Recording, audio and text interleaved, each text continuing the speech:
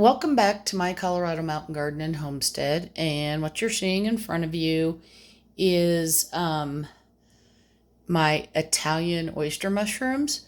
And I now have 3 of these 1 gallon size containers. And this one I changed up a little bit. So I made the holes bigger. So let me kind of turn it around. So down here, this one didn't fruit yet, so you can kind of see how much bigger that is.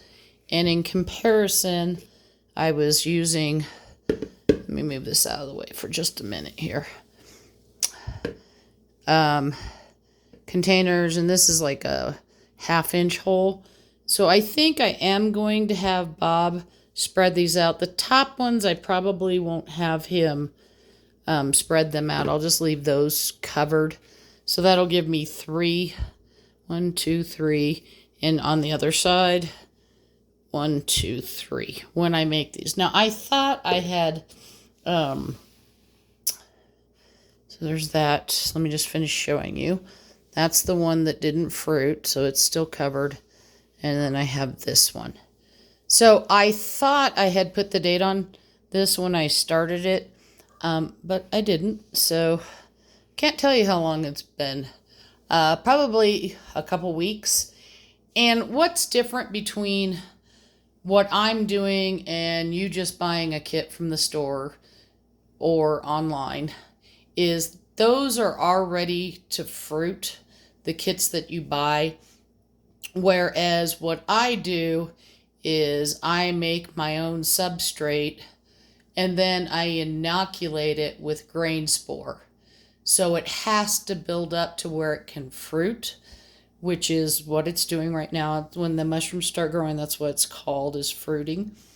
And I know I talked about this when I had my old page, but I can't get to it. I can't delete it. I can't write anything. I can't do anything. So I'm kind of backpedaling. So probably the next video I make, I'm going to show you, because I got some lion's mane mushrooms going, what I do and give you the amounts for making this substrate if you want to do it. You can buy a kit if you want, but the kits range between $20 and up. Some of them are really expensive. I'm not really sure why, but so all of this stuff, I had to purchase the containers, but I reused them over and over again. And I bought my grain spawn for both the Italian oyster mushrooms and the lion's mane from North Spore.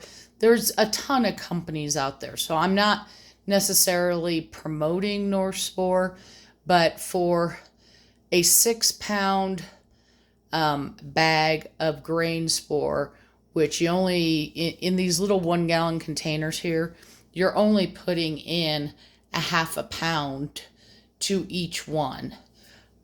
So that's gonna make, what, 12? Because you have 6 pounds split in half, it's gonna make 12 buckets.